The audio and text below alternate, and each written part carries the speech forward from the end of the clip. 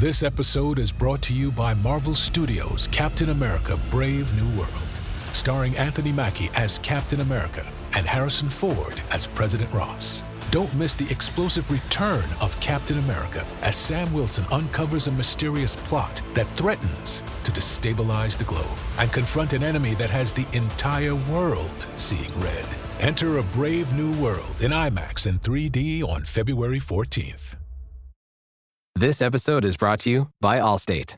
Some people just know they could save hundreds on car insurance by checking Allstate first, like you know to check the date of the big game first before you accidentally buy tickets on your 20th wedding anniversary and have to spend the next 20 years of your marriage making up for it. Yeah, checking first is smart. So check Allstate first for a quote that could save you hundreds. You're in good hands with Allstate. Savings vary. Terms apply. Allstate Fire and Casualty Insurance Company and Affiliates. Northbrook, Illinois.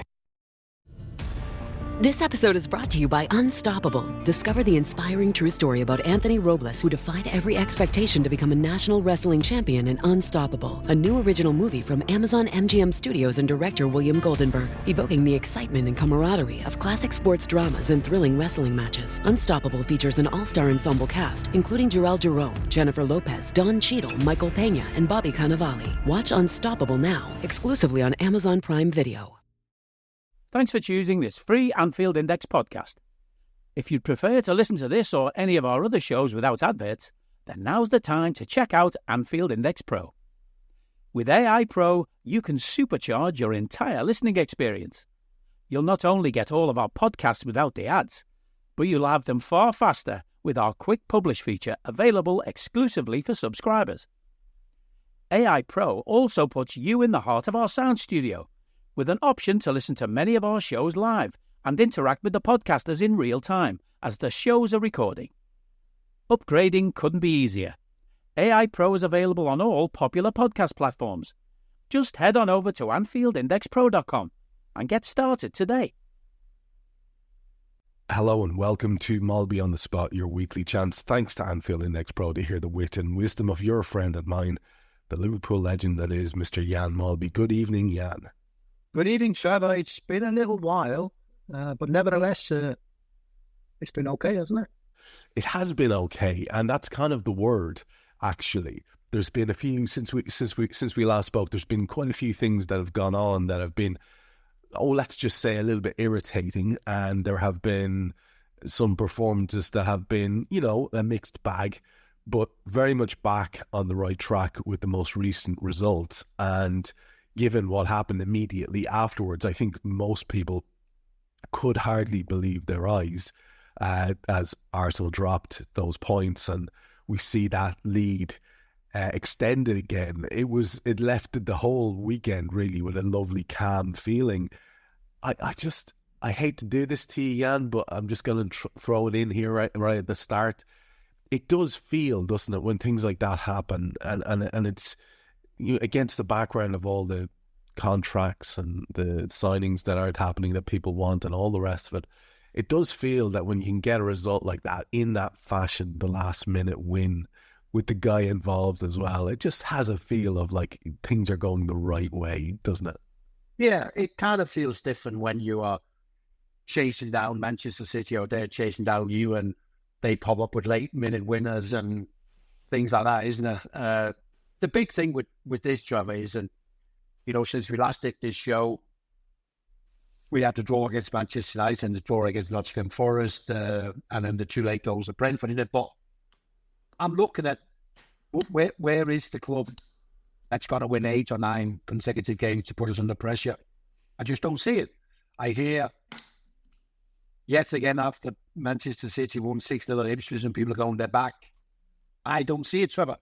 And the reason I don't see it is because they are so easy to play against. They are so vulnerable when the opposition have the ball. So I'm not convinced that Manchester City anywhere near where they need to be if they want to get anywhere near Liverpool. Yeah, I think that's a really interesting place to start because City now on 38 points are 12 behind us with Liverpool having a game in hand over them. They are significantly, perhaps more significantly, They are now only 6 points behind Arsenal in second.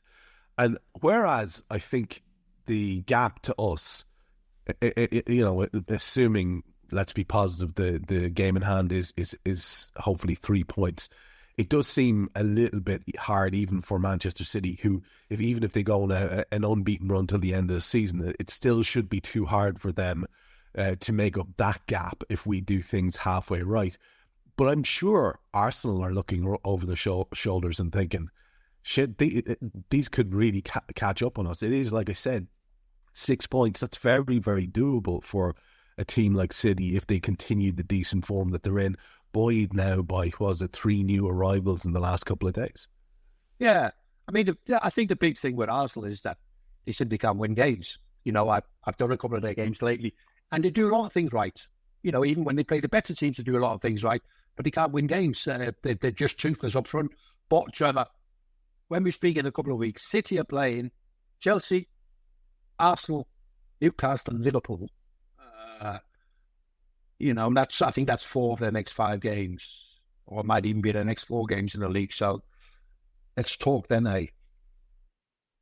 Yeah, that's probably the way to look at it, because, I think, like you, there seems to be just something that's gone awry there. While I have you on the topic, and we can only speculate, but did it seem unusual to you to hear about the raft of new signings that they're making? Pretty expensive signings considering the comparative experience of someone like Kusanov or whatever. Added to the 9-year contract or something offered to their goal machine up front there. Does that seem to sit right with you when you've got a team here who are facing, up to 130 charges now at this stage? It left me feeling, that they probably know something that we don't. It seems like strange activity for a club who might be heading into a negative situation. So, the court case, as far as we're concerned, is finished. Then what the evidence would have been in that court case would, of course, give the lawyers of Manchester City an idea of where it's heading. I don't believe, as of yet, there's any verdict, but you can get a feel from a hearing. And probably, right in the middle of all this, when maybe some people want to be negative regarding Manchester City going, we're not. Look at Haaland and his long-term contract. Look at the 3 boys who look like they're going to sign in January. They might even be looking at another midfield player to go in as well. So they're certainly not showing the world that we're concerned about this. The only thing I will say is, Trevor, is that, if you look at the list of players, young players has left Manchester City. Hector Porro, who now playing at Spurs. Romeo Lavia, who's now at Chelsea. Morgan Rogers, who's now doing real way at Aston Villa. James Trafford, he's the goalkeeper at Burnley. I think he saved 2 penalties the weekend. You got Cole Palmer at Chelsea. You got that Howard Bellis, who's at Southampton, who's now an England international. And you got Liam Delap at Ipswich. I mean, these are all young players who've left Manchester City. And now they feel that the way to do things is to go out and buy another batch of young players when you already had an outstanding young batch of players. I just don't get it sometimes, Trevor. I don't know whether they actually got a little cocky, and they go, we can do this, we can sell our academy players for the benefits of PSR, and then when and if we need, we can go out. I would have rather they've done it the other way around, and I think that's what Liverpool are looking to do over the next few years, is that it's heavily lean on the players that's coming through the academy. I mean, what is the point in investing hundreds of millions in the academy when all you do is sell them? It's odd, isn't it? Like you say, maybe there's a sort of smugness around them knowing there's going to be plenty more to come, and they have to get a certain amount of sales in their books for, as you say, for the PSR reasons. I don't know. The whole thing just doesn't strike me as a club that are worried too much about what's coming down the pipeline. I have seen 1 or 2 people optimistically claim that, well, there's probably going to be a transfer ban, so that's why they're doing the business that they're doing. Something up to the transfer window splurge, apparently, according to the Mirror here, could see up to 6 new players arrive at up to 100 or 250 million. And there's also another 240 million being committed to Erling Haaland at his basic $500,000 per week wages. It's astronomical, eye-boggling sums. And I suppose the one thing we know that they're not going to be worried about, Jan, is money. So is that possible, that maybe this raft of signings is with a notion that perhaps they'll be hit with a fine, which will be a nothing to them, but perhaps there might be some sort of a transfer ban for a window or two? I mean, that would seem reasonably, soft, considering what an awful lot of people think of how they've carried about their business. But it's a possibility, isn't it, that they might be just lining themselves up with the likes of Marmoush and Kusanov and a few others ahead of maybe a window or two where they can't do business. Yeah, I mean, there is a chance that the punishment might be a transfer ban. I mean, there is a feeling that whatever the punishment is, it won't be something that necessarily hurts them. And by that, we mean relegation or whatever else they could work. Well, yeah, transfer ban is a possibility. And maybe that's the reason. But it's one of them things in it, Trevor, is that the whole Premier League work hard at breaking Manchester City line, whether that's the right word. Everybody works really hard to compete with Manchester City. And then you get them in a season like this where you get them on their knees. They're looking at crestfallen and they're not doing as well as they are. And if their response then is to spend $250 million on new players to add to what is already a strong squad, it is kind of a little bit of, what do we have to do, and maybe that's why they sell all those young players that they can go and buy all these players, isn't it? But it is just it's just not football or sport like we used to know it is, Trevor. If you're already in a position where you can always buy your way out of something. Yeah, it's exactly that. It's quite demoralising. But, we have something that's very, very positive to hang on to. We have that 6-point gap at the top now. Arsenal behind us. We have that game in hand over them, so we could leverage that out to a 9-point gap. And then it's the same to Forest as well. You have to say, and we should just mention that, I don't think anyone thought Forest would hang in as long as they have. I was very impressed with them, Jan, I have to say. They've got some very, very good footballers, just like you could say about Thomas Frank's Brentford, who we played most recently. But very impressed with how Forest have carried themselves through this season. They don't look like it's all going to implode or anything like it. In fact, if you look at the rest of the table, barring some sort of rally from the likes of Chelsea or some really hard push from Newcastle, they have to fancy Champions League football for themselves. They seem to have enough about them to manage it. Yeah, I mean, the big thing is that, there's more and more people suggesting this, that it might be a top 5 who qualifies for the Champions League. But also when you look at Forest, it's solid, isn't it? There's nothing flimsy about what they do. It's rock solid. It's built around a load of reliable men. Although it's an incredibly young squad. When you look at their team and you look at the 2 centre-halves, I believe they're only 22 and 23. It's a really young team, but it's a physically strong team, and it's not built on anything that's flimsy. It's just built on being good at what they are good at, which is defending against Liverpool. Whenever they were in any trouble, Trevor, off the ball went, into a River Trent, reorganise and take it from there. That's how they play, isn't it? You can't knock that. Ideally, I think the Premier League would probably want a team that's going to finish in the top 4 or 5 to play a different brand of football. But it's kind of 2 fingers up to the stabsman going, no, we're going to do it our way. Because we're never, ever going to be able to get enough good players in to be able to play like Liverpool or Manchester City or Newcastle. So we're going to do it our way.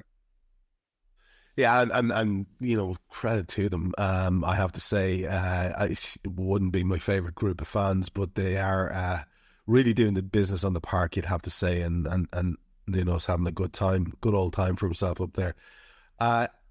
I don't know what you thought, but I was getting a little bit sick of the narrative which arose on the back of the United game, the 2-2, continued its way through the Forest game, and then we had the Cup reversal in the first leg, if you like, of the semi-final to Tottenham. A rare experience for Liverpool fans to have a whistle blow and to have their team defeated. Granted, it's only half-time in that one.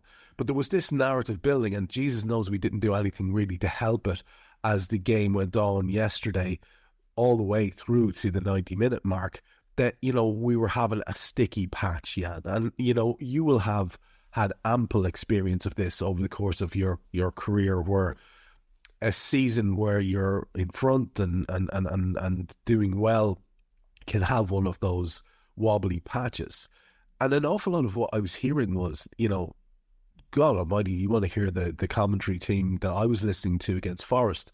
Rio Ferdinand referred to it as a basketball game. And I was like, really? Have you? What game were you watching? They had an early attack and they had a handful of chances. It was one-way traffic. Similarly, against Brentford, you'd have to say, not many teams have gone there and done what we did to that team. It was an all-out assault for 90 minutes. Yes, it was frustrating not to get the goals earlier, but I think if you had split 3-4 goals over the course of that 90 minutes, nobody could have batted an eyelid, because the performance, Jan, deserved it. So it seems, I'm wondering, have we perhaps managed to get over that, what could have been a blip, with that win yesterday, that dramatic late win? Because there was an awful lot of talk, wasn't there, about that, about us not taking our chances, and if Mo doesn't do it, who's going to do it? And then we had the Jota injury. There was quite a lot of, I thought, excessive negativity floating around.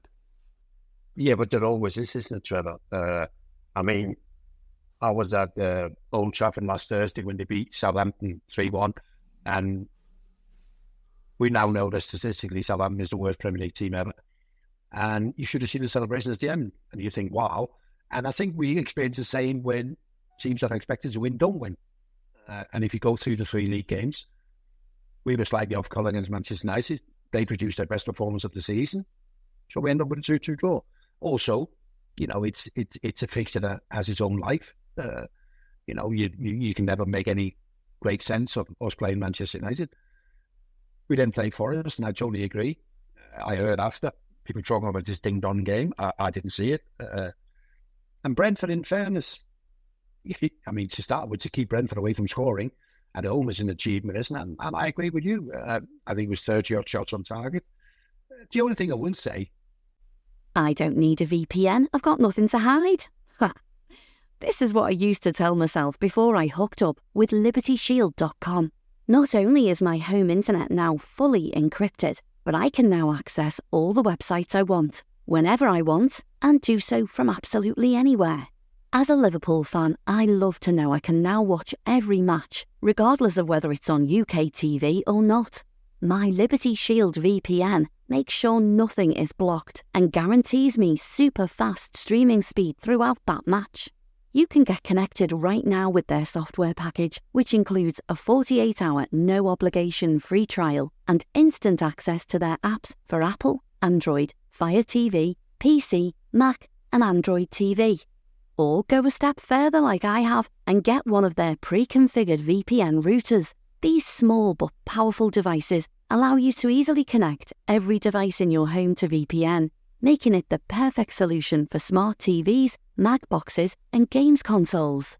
Visit LibertyShield.com today and use coupon code AIVPN25 to get 25% off at checkout. We're so done with New Year, New You. This year, it's more you on Bumble. More of you shamelessly sending playlists, especially that one filled with show tunes. More of you finding Geminis because you know you always like them. More of you dating with intention because you know what you want. And you know what? We love that for you. Someone else will too. Be more you this year and find them on Bumble. When you need mealtime inspiration, it's worth shopping Kroger for thousands of appetizing ingredients that inspire countless mouth-watering meals. And no matter what tasty choice you make, you'll enjoy our everyday low prices. Plus, extra ways to save, like digital coupons worth over $600 each week and up to $1 off per gallon at the pump with points. So you can get big flavors and big savings. Kroger, fresh for everyone. Fuel restrictions apply. You know what's smart? Enjoying a fresh gourmet meal at home that you didn't have to cook. Meet Factor, your loophole in the laws of mealtime. Chef-crafted meals delivered with a tap, ready in just 2 minutes. You know what's even smarter? Treating yourself without cheating your goals. Factor is dietitian approved, chef prepared, and you plated. Pretty smart, huh? Refresh your routine and eat smart with Factor. Learn more at factormeals.com. This episode is brought to you by Amazon. Sometimes the most painful part of getting sick is the getting better part. Waiting on hold for an appointment, sitting in crowded waiting rooms, standing in line at the pharmacy, that's painful. Amazon One Medical and Amazon Pharmacy remove those painful parts of getting better with things like 24/7 virtual visits and prescriptions delivered to your door. Thanks to Amazon Pharmacy and Amazon One Medical, healthcare just got less painful. Our next 5 away games are tricky in that it's PSV Eindhoven, Bournemouth, Everton, Manchester City, and Aston Villa. I would like to get that little batch of games out the way. PSV is obviously not important, I think, but the other 4 Premier League games could all in their own way be very difficult. Bournemouth are doing really, really well, and David Moore is probably giving Everton a lift, and obviously City and Aston Villa are what they are, isn't it? So I think we get them out the way. But I would like to win all 4 because I wouldn't like to have to listen to the negativity should we draw one of those 4 difficult games. So let's make sure we win them all, eh? Yeah, it's. I don't know if you remember the way the ground was back in the year where Rafa had us competing to a pretty high level. 08-09 was the season, and I remember being in the ground a few times, and there was a high level of angst. I think it was because we were so close to doing something we hadn't done for so long, and there was one stage there was a home draw, and it meant we were top of the league. But the atmosphere at the final whistle was almost an atmosphere of defeat, and I can kind of understand it to an extent. People are so desperate for it to happen, that you can understand sometimes that kind of thing creeping into the ground. But this is just generally online everywhere else. I'm seeing this kind of, I don't know. Do you think? Here's the theory I have for you. Do you think that we have an awful lot of, as a fan base, an awful lot of mental damage by all the City escapades over the last couple of years, all the close run things, being pipped at the post again and again, and losing Champions League finals and that type of thing? Do you think that perhaps that's a kind of a reason for why people go so negative so quickly? Yeah, probably. It would certainly have an impact. So obviously we had it with City for a few years, and in the last 2 seasons, Arsenal's had it with City, isn't it? And I do think it drains you, and it forces you all the time. You can never relax. You can never just relax for a week. I know you should say you never relax in football, but you can never relax when you're up against City. So it does strain you in a way that nothing else does. But I also think that the big thing we have, Trevor, is always is evidence, isn't it? And if you look at the games, look at what you're seeing, then I just can't see it. I can't see us dropping enough points from now to the end of the season. Yes, I can see us losing another game, and I can possibly see it drawing another 3 or 4. But that won't be enough points, because that would require then what? Somebody said yesterday, Arsenal to get to 90 points, I think they need to win 15 and draw 1 of the last 16. They almost did it last year, but they looked a lot better last year than what they did this year. And Manchester City, as I said before, I'm still not having them, Trevor, without the ball. I think they're so vulnerable. So, look at what we got. And that gap could quickly be that. 9 points, Trevor. I would like to play football being 9 points clear, with all that pressure off. If you can't see something like that over the line, then there's something wrong in it. But I firmly believe this group and this manager can. I have a similar quiet confidence myself, but obviously, like I say, it's not a feeling shared by everybody.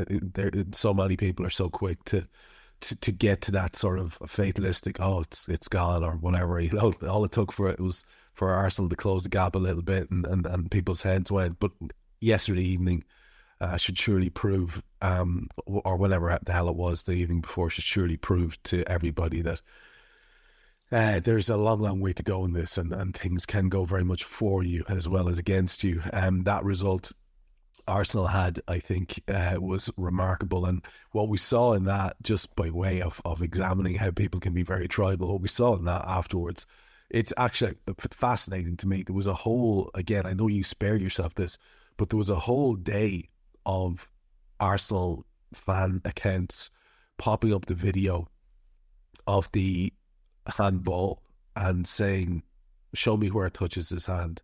And what was happening, Jan, was people were just sending the other camera angle where it could not be clearer that it touches their hand. I actually saw one or two of them go, oh, okay. But most of them dug in their heels and say, no, it doesn't. I mean, people are literally saying that what they can see with their own eyes isn't there. That is very much, isn't it, the nature of the modern fan? Or was it always like that, do you think, that people who are literally tell you black is white? Yeah, I just sometimes think, Trevor, that when you've been involved in a game and it goes either way, surely the best way is just to go down the pub and have a pint with your lads, or go home and get away from it all. Like this sort of rush to share your experiences on social media, I just don't share that. I understand that there'll be a whole new generation of people who don't know anything different in it, but I get away from it as quick as I can. If I work in London, I quite enjoy the drive back. Very rarely will I ever listen to Talk Sport on there, because I don't believe anything good comes from it. I'll just listen to a bit of music and get away from it. By the time I get home, the wife goes, "What?" I said, "Yeah, whatever. It is what it is. And we go on to the next one, isn't it?" And it's like I was exactly the same as a player. People said, "What were you like as a player when you lost?" I said, "More or less the same as when we won. You move on to the next one because there's nothing you can do about what has just happened. So we move on. We get rid of it." I know people always want and expect players to be moping around for hours or days. It doesn't get you anywhere, On we go to the next one. I think you're so right. My reaction, win or lose, is I'm sorry, but once the football is over and my show is done, I'm going to go and watch a movie and enjoy what's left of the day. That's just the way I think to keep yourself sort of mentally right. You can't be wallowing in it like I see people doing for hours. I'll pick up my phone 6 hours and they're still going strong at it. I'm like, wow, lads, I do not have that kind of energy. Although I have to say, man, I'm very, very impressed with the summary there of don't watch TalkSport, nothing good can come of it. I could not agree with you more. It's a tremendous observation. We have a game to look back over, a very dominant display where, as you said, there was 37 odd shots for the Reds, some 8 or 9 of them on target. And I think even something like where Dom hits the crossbar. I think crossbars and posts don't count as shots on target.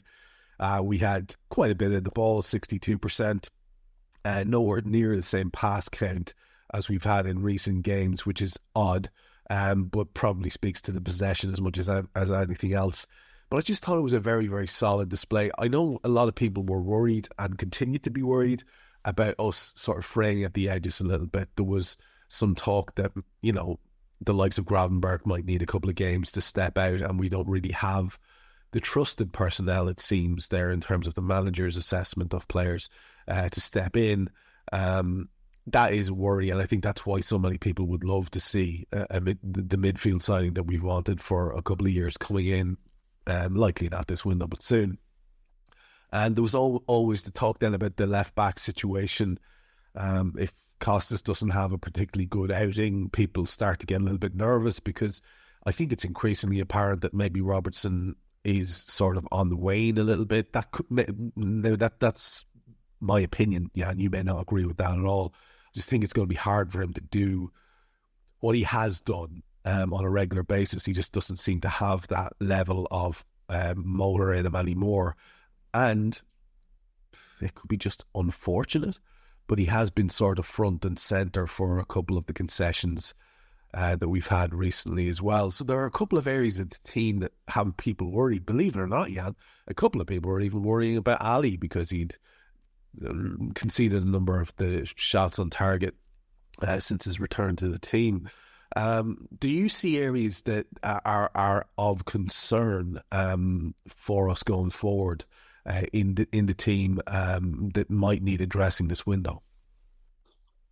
Well, I mean, this window, if you want to be, and make absolutely sure, then of course you get yourself a centre half, a left back, and a defensive midfield. But that's not going to happen. We're not going to buy any. I think the club feels that we got this far with this group of players. Gravenberch will just have to play through this. It's a bit like when I used to play. The season where you play 60 games a year, when you feel a bit, you play through that. I think Ryan Gravenberch will have to do exactly the same. I agree with Robbo. And I think when it happens to a footballer, you kind of know that he's not coming back. The way I used to be, what I had, is not coming back. So if I'm going to survive in the game at the highest level, I have to play in a different way. The thing with Costa Tsimikas is that I think we've convinced ourselves that he's probably not good enough. But when he comes in and plays well, we can live with that. But of course, it's the moments like the first 10 or 15 minutes against Brentford on Saturday. It's those moments where you go, well, where he's not good enough. And probably long term he isn't. So it's an area where we'll have to have a little bit of a look at strengthening somebody. But as far as this window goes, Trevor, I would be amazed if we did any business. Sadly, I agree with you, man. I do agree with you. It seems to be already getting floated out there, and there's a pattern where, we're linked with these players, and it's looking very positive. And then one of the big journals says something, and then the other one, it's either Joyce and Ornstein or vice versa. And then, what do you know? Some other club are interested. And we get one of the local boys like Jimmy Pearce saying, yeah, Liverpool won't be making any progress or following up any interest in X, Y, or Z. And it's just, I think people are starting to see the little pattern there and getting a little bit frustrated by it. And I can fully understand why. On the Forest game there, just in terms of one of the little stats that came out of Brentford was we had 15 corners, yeah. And obviously I know there was the recent very successful substitution by the boss where the lad we were just talking about swings one over, and the lad who was starting to come back from injury in a regular way and is now gone again, Jota nods one home from a corner, just the old 1-2 with their first touches. Tremendous stuff. But I think it's fair to say that Forest corner was a little bit of an exception. And when we have 15 like we had in the game yesterday, by the end of it, I was actually starting to think they were almost a liability, because the Brentford managed one or two counter-attacks from corners, the way we often do to teams. It just strikes me as almost incomprehensible that we can have two dominant headers of the ball like Ibu Konate and Virgil van Dijk, and several other lads who've got a decent spring in them, including the not-so-tall Jota and other people like that. Dom Szoboszlai is good in the air. Darwin Núñez is good in the air. It's killing me that we don't have a far better conversion rate. Is it too much to ask that maybe at least 5 to 10% of corners might result in a goal? Like, it seems to me that there's something awry there in terms of us allowing what should be a real weapon in our arsenal to be kind of just a bit of a dud. It does bug me on a regular basis. An awful lot of corners don't beat the first man. We were talking on Raw afterwards, myself and Dave, about, we remembered the Arsenal team of the late 80s and early 90s, and I remember Ron Atkinson referring to the little eyebrows corner where there was a flick on at the near post and someone came in at the back post, and I think they converted quite a few of those, but we just don't even seem to have a thing that we do. I find it massively frustrating. Well, what's your take on that? There was talk about a set piece coach. I don't think anything ever happened there, did it? It certainly doesn't look like it, does it? I mean, you mentioned Arsenal there in the late 80s, early 90s, but Everton in the mid 80s, Derek Mountfield, goal scoring centre half. They scored a lot of goals from set pieces. I think it was always going to get brought up on the back of the game on Saturday against Brentford, because we had so many corners. We had so many corners in the first half, and we had so many corners who were poor. And also because we now had, when I played football, nobody did those stats, did they? How many corners did Liverpool score from? Because believe me, there wouldn't be many. But today we do these stats. And of course, the frustrating bit is that you look at other teams who get 8, 10, 12, 15, 20 goals from set pieces. And then you kind of feel that you're missing out. I do believe the goal we scored from a corner against Forest is because Jota comes on as a sub. And the Nottingham Forest defenders are going, Who's marking in? Well, let's get this corner out of the way and reorganise. And maybe that was a clever bit from Anderson. You know, a lot of times people don't put substitutes on when there's a corner just to be taken, whether it's for you or against you. But Anderson actually did. He said, let's stick Jota in as an extra man. Nobody will know who's a pick up, and lo and behold, it worked, didn't it? But it's definitely something we need to be better at. Absolutely. I mean, I think somebody wrote a whole sort of coaching manual on it, and they call set pieces the 15 goal a season striker, i.e., you should be expecting to get 15 goals at least from your set pieces, which are corners, free kicks, and long throw-ins. Hey guys, it's Eddie Gibbs from Anfield Index here. I hope you're enjoying this podcast, and I'm sorry to call time on the show before it ends. In the current climate, it's tougher than ever before to offer podcasts for free. At Anfield Index, we produce over 75 free shows every month, which I'm confident is unparalleled in the LFC sphere. Whilst we'd love to offer everything for free, the production costs now make this impossible. That said, we don't want to follow the model of other channels and lock all of our content behind a paywall. So what we've decided to do is to continue offering every show for free, but cut that offering to 30 minutes on our longer shows. So to get all of our shows in full and enjoy the best of everything we have to offer, we really hope you'll consider supporting the channel and signing up at AnfieldIndexPro.com.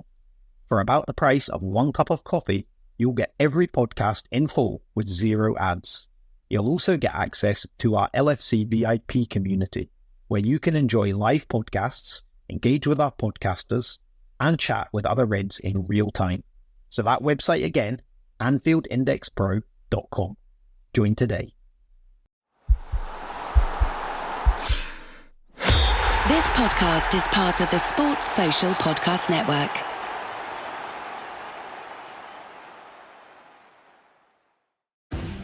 At your job, do you ever have to deal with a nose roller?